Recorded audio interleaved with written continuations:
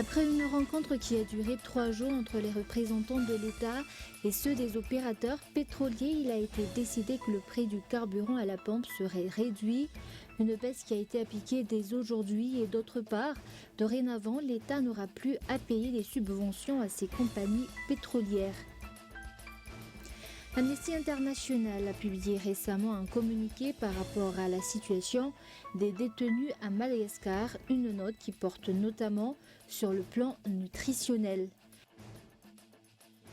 Les nominations à la tête de l'Union européenne, les partis se partagent les responsabilités. Paris et Berlin s'opposent.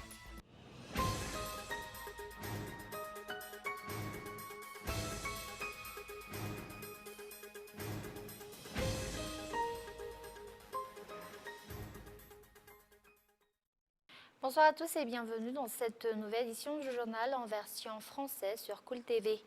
À la une aujourd'hui, après une rencontre qui a duré 3 jours entre les représentants de l'État et ceux des opérateurs pétroliers, il a été décidé que le prix du carburant à la pompe serait réduit, une baisse qui a été appliquée dès aujourd'hui.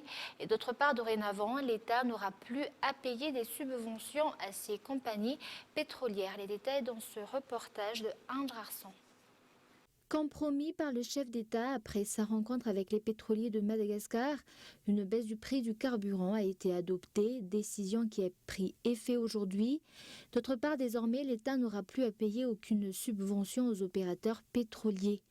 Outre cela, les arriérés de l'État envers les pétroliers, estimés à 170 milliards d'arrières, une somme qui, selon les opérateurs pétroliers, est issue de subventions que l'État leur doit, entre 150 à 240 milliards d'arrières par an. L'année dernière, le montant de cette subvention a atteint les 240 milliards d'arrières. Dorénavant, le budget classé pour cette subvention va être réutilisé au profit des personnes en difficulté qui ont besoin d'aide sur le plan social d'une part et d'autre part servira à financer une partie des travaux de construction et de réhabilitation prévus au sein du pays. Outre cela, tous les locaux de dépôt de carburant vont devoir être transférés en dehors des villes et revus afin qu'ils respectent les normes. La réserve de carburant devra également suffire pour 41 jours au lieu de 21 jours fixés auparavant.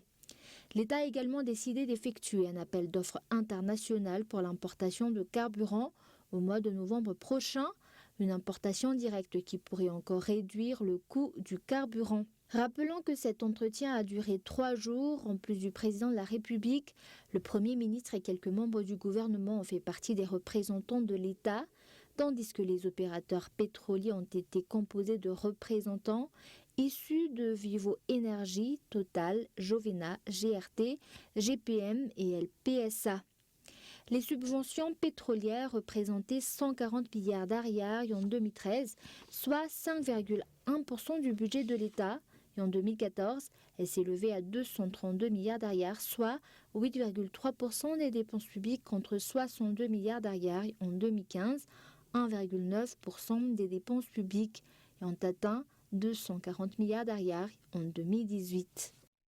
Et la baisse du prix du carburant à la pompe est une solution pour réduire l'inflation et améliorer la qualité de vie de la population.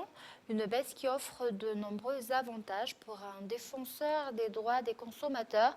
Il faudrait des mesures pour éviter une hausse subite de ce prix. Reportage de Yves Richard. 100 arrières pour l'essence, 150 arrières pour le gasoil et 500 arrières pour le pétrole. C'est la baisse de prix tranchée après la rencontre entre les représentants de l'État et les pétroliers. Cette réduction reflète l'intérêt que l'État porte au pouvoir d'achat du peuple malgache et offre d'innombrables avantages d'après un économiste.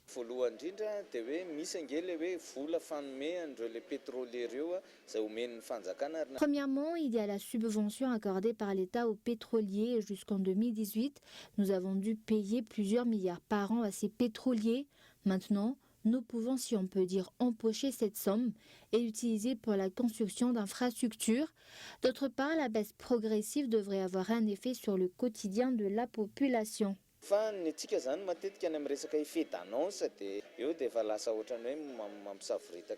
Cette décision permet de maîtriser le monopole exercé par les opérateurs pétroliers à Madagascar, selon un défenseur du droit des consommateurs. Toutefois, quelques questions nécessitent encore des réponses claires.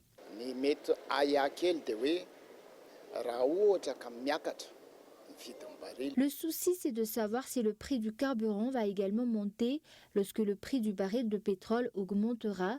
Pour que la sérénité des consommateurs, il est important de donner des explications sur ce point afin d'éliminer leurs craintes. Les consommateurs reconnaissent les efforts effectués par l'État par rapport au prix du carburant. Selon un chauffeur de taxi, cette décision offre des avantages concrets.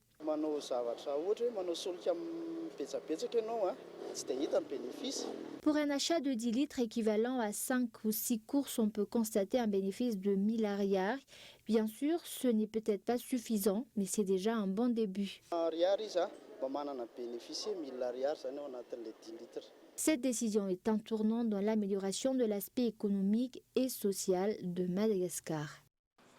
Et page politique pour continuer ce journal. Le CAMEF CNOE a effectué un rapport de la mission d'observation effectuée au cours de l'élection législative aujourd'hui. Lors d'une conférence de presse, il a loué les efforts effectués par l'État et la CENI et également émis des suggestions pour l'amélioration des prochaines descentes aux urnes. Reportage. Après la mission d'observation de l'élection législative effectuée par le CAMEF CNOE ou le comité d'observation des élections, cette entité a effectué un rapport de leur travail aujourd'hui lors d'une conférence de presse. Elle a ainsi souligné les efforts effectués par l'État et la Commission électorale nationale indépendante au cours de ce processus électoral. Pour assurer le bon déroulement du processus électoral, le CAMEF CNOE Éducation des citoyens encourage le renforcement des efforts déjà entrepris. Les mesures de sécurisation menées par le gouvernement afin de maintenir la paix durant le processus. Le respect de la neutralité par les médias audiovisuels publics, RNL, TVR. L'initiative de la CENI sur la prise de mesures à l'encontre de quelques responsables qui ont enfreint la loi.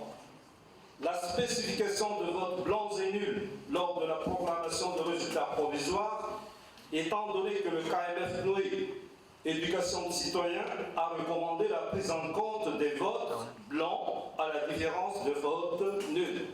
Le courage de la CENI d'avoir reconnu l'existence de différents types de fraudes durant le processus électoral. La prise de responsabilité de la CENI et de ses démembrements lors des cadres d'échanges de concertation organisés par le CAMEF CNOE.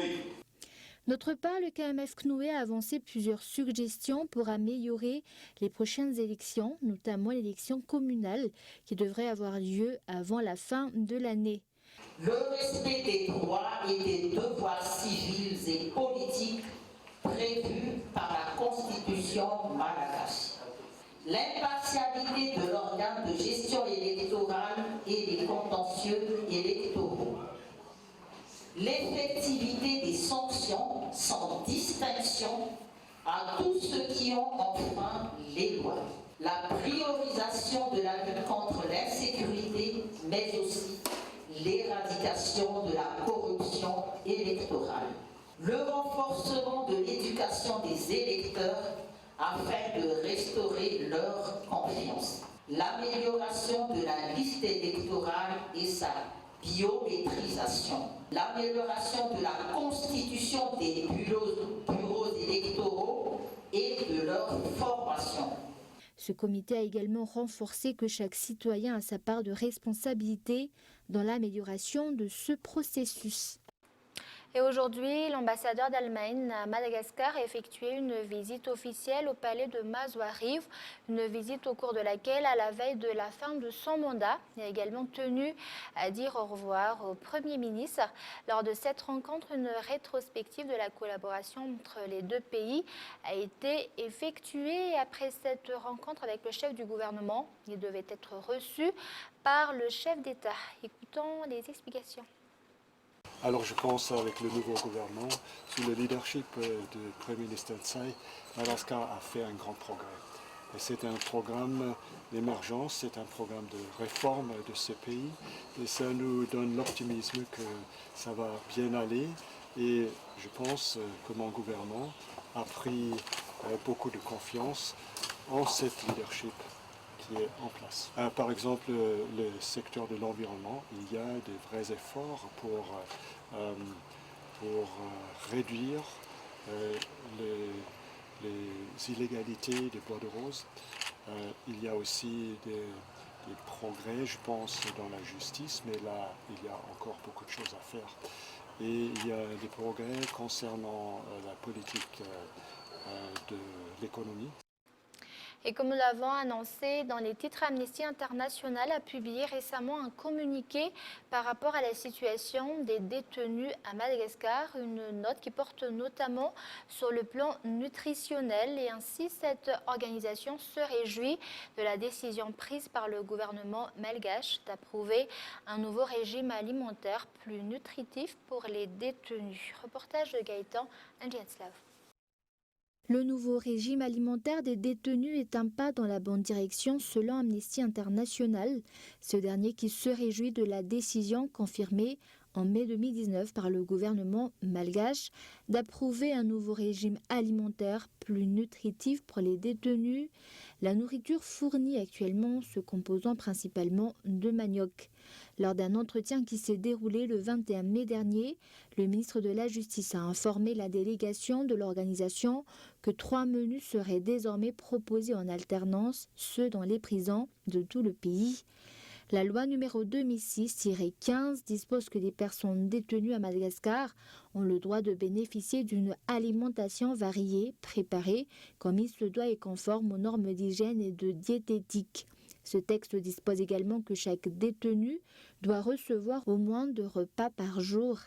Raison pour laquelle Amnesty International lutte pour améliorer la situation de ces détenus à Madagascar. En octobre 2018, l'administration pénitentiaire estimait qu'environ 70% des détenus étaient sous-alimentés. Pour couvrir leurs besoins alimentaires et nutritionnels, les détenus doivent compter sur leur famille qui leur apporte une nourriture complémentaire.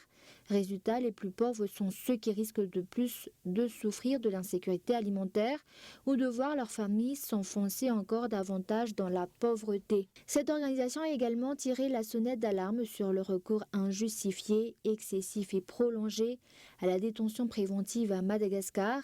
Elle a exhorté l'État malgache à respecter les normes internationales et à améliorer les conditions de détention en adoptant un plan d'action national contenant des objectifs concrets à atteindre dans un temps limité. Lui a demandé entre autres de veiller à ce que les détenus aient accès à une nourriture suffisante.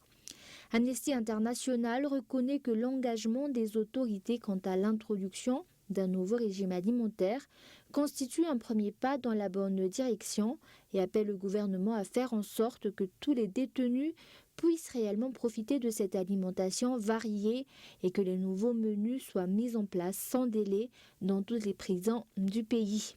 En outre, les femmes enceintes ou allaitantes doivent faire l'objet d'une attention particulière car il leur faut une nourriture suffisante et variée qui satisfasse leurs besoins alimentaires et ceux de leurs nourrissons ou enfants en bas âge, en particulier pendant les premiers stades de développement.